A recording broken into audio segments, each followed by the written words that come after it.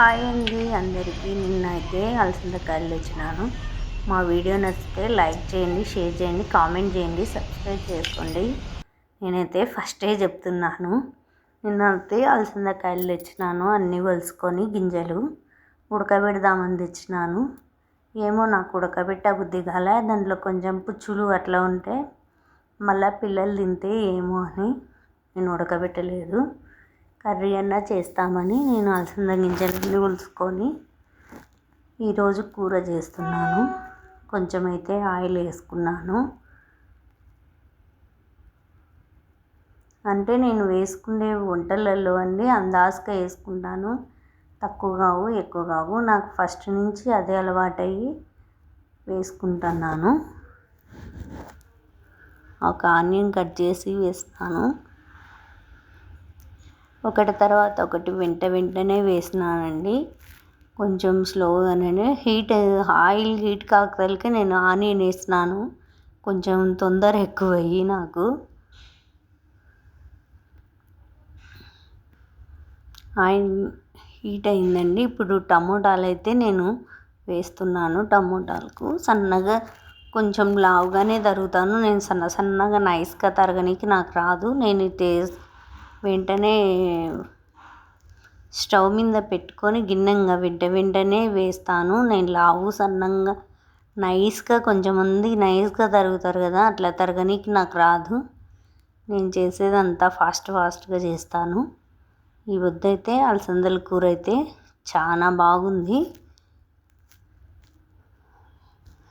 నేను చేసే విధానం కొంతమంది కొత్తగా నేర్చుకున్న వాళ్ళకైతే ఈజీగా అర్థమవుతుంది. నేను ఎక్కువ మసాలాలు, గరం మసాలాలు అవన్నీ వేయను. అల్లం పేస్టు, ధనియాల పొడి, పసుపు, కారము, ఉప్పు అదే టేస్ట్ ఉంటుందండి. అన్నీ వేసుకున్నామంటే మసాలాలు ఏం టేస్ట్ అనేది అనిపించదు.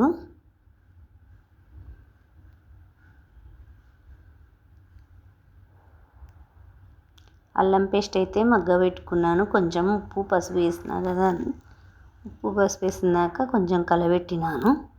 ఇప్పుడైతే అలసంద గింజలు వేస్తున్నాను. అల్లం పేస్ట్ అయితే కొంచెం పచ్చివాసన అనేది పోయినాక తర్వాత ఈ అలసంద గింజలు వేసుకోవాలి. నాకైతే అనిపించి అల్లం పేస్ట్ వాసన తగ్గిందని అనిపించి నేను వేసుకున్నాను.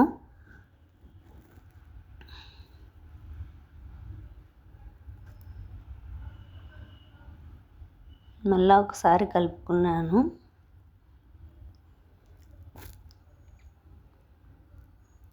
అలసంద గింజలు అయితే కడిగి వేసినానండి. నేను ఒలుచుకున్నా కదా, నాకు మళ్ళీ కడిగి నేను శుభ్రంగా కొంచెంసేపు ఇవి ఏమన్నా కూరగాయలు కానీ పండ్లు కానీ కొంచెం సాల్ట్ వేసి ఒక 5 మినిట్స్ నీళ్ళల్లో నానేస్తే ఏమన్నా ఉండేటి పోతాయి. మనం వంట చేసుకున్న కూరగాయలు పిల్లలకు పెట్టిన పండ్లు కానీ కూరగాయలు కానీ నేనైతే ఉప్పులో ఖచ్చితంగా నానేస్తాను పిల్లలకు.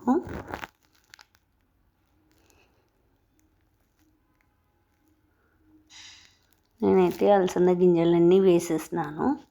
ఇంకా ఇప్పుడు కలబెట్టిన తర్వాత ఉప్పు, కారం, ధనియాల పొడి, కొబ్బరి పొడి వేసి ఒక విజిల్ వచ్చేంత వరకు పెట్టినాను.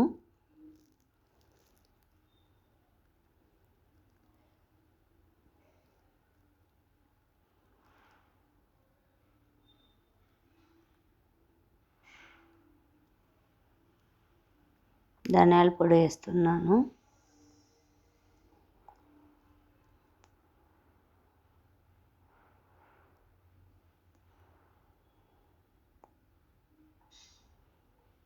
కొబ్బరి పొడి,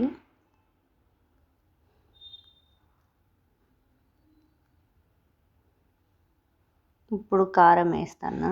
అంతే అండి, నేను వేసేది ఏం మసాలాలు వేయను. కొంచెం వాటర్ వేసేస్తాను అంతే. విజిల్ పెట్టేస్తే ఏ కూరగాయలైనా ఒక విజిల్ పెట్టుకొని తీసేయాలండి. తీసిన తర్వాత వాటర్ ఉంటుంది కదా, అది కొంచెం మగ్గబెట్టుకుంటే కూర బాగుంటుంది. అన్ని విజిల్స్ పెట్టినామంటే టేస్ట్గా ఉండదు.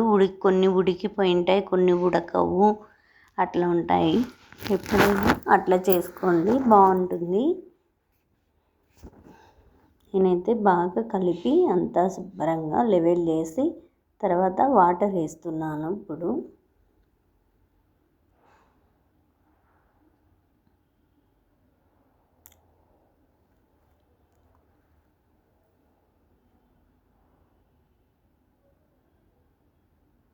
ఏదో నాకు వచ్చినట్లు చెప్తున్నానండి.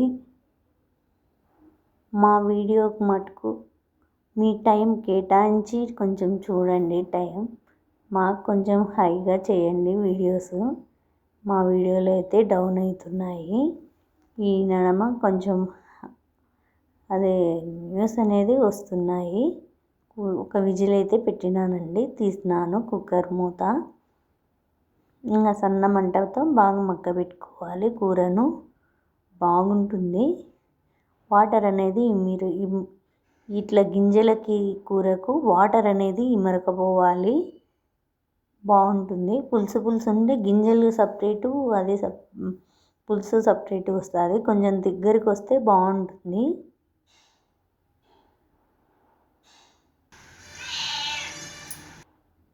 బాయ్ అండి.